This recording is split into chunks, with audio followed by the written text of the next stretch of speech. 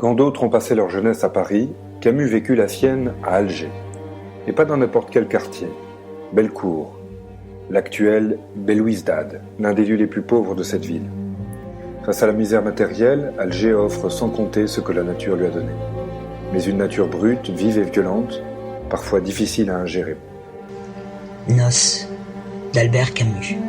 Extrait numéro 5. Lecture Christine Hetzmann. Commentaire Olivier Saint-Vincent. Il faut sans doute vivre longtemps à Alger pour comprendre ce que peut avoir de desséchant un excès de bien naturel. Il n'y a rien ici pour qui voudrait apprendre, s'éduquer ou devenir meilleur. Ce pays est sans leçon. Il ne promet ni ne fait entrevoir. Il se contente de donner, mais à profusion. Il est tout entier livré aux yeux et on le connaît dès l'instant où l'on en jouit. Ses plaisirs n'ont pas de remède et ses joies restent sans espoir. Ce qu'il exige, ce sont des âmes clairvoyantes, c'est-à-dire sans consolation. Il demande qu'on fasse un acte de lucidité comme on fait un acte de foi. Singulier pays qui donne à l'homme qu'il nourrit à la fois sa splendeur et sa misère.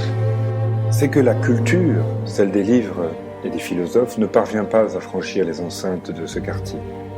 La philosophie, autrement dit l'arrière-pensée, celle qui délibère sans cesse en elle-même, celle qui ne peut vivre dans l'immédiateté, celle qui ne fait pas son deuil de la mort, y est impuissante.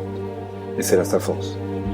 La richesse sensuelle dont un homme sensible de ce pays est pourvu, il n'est pas étonnant qu'elle coïncide avec le dénuement le plus extrême. Il n'est pas une vérité qui ne porte avec elle son amertume.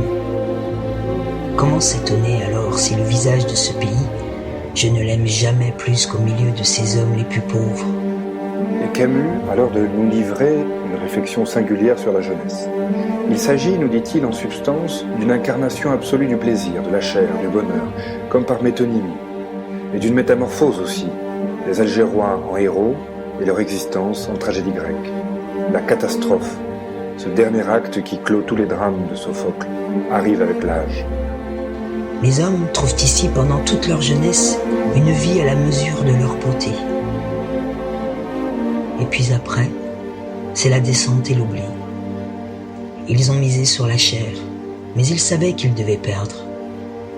À Alger, pour qui est jeune et vivant, tout est refuge et prétexte à triomphe. La baie, le soleil, les jeux en rouge et blanc, des terrasses vers la mer, les fleurs et les stades, les filles aux jambes fraîches. Et pour qui a perdu sa jeunesse, rien ne s'accrochait, et pas un lieu où la mélancolie puisse se sauver d'elle-même. La fraîcheur des jambes des filles s'oppose alors à celle des cloîtres et des collines de Provence. Camus semble appeler vers une civilisation où l'esprit a son mot à dire aussi, où tout ne se fortifie pas en matière. Alger se mue en femme vampire qui suce le sang des hommes, qui ne trouve de repos ni dans la lumière, ni dans les nuits chaudes de la Méditerranée. Alors, les terrasses d'Italie, les cloîtres d'Europe ou le dessin des collines provençales, autant de places où l'homme peut fuir son humanité et se délivrer avec douceur de lui-même. Mais tout ici exige la solitude et le sang des hommes jeunes.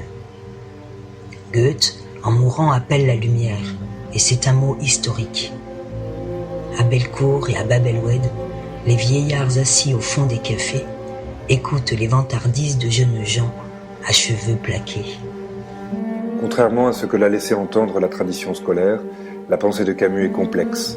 S'il est bien le chantre de l'immanence du monde, de son inlassable et inépuisable beauté, il est aussi la aide de ses vertus immatérielles. Un esprit pur est aussi absurde qu'un corps pur. L'envers et le revers de la même médaille. La philosophie, pour Camus, consiste alors à réconcilier ce que de tout temps fut présenté comme des contraires. La chaleur d'un baiser n'a de sens qu'avec les mots qui la subliment.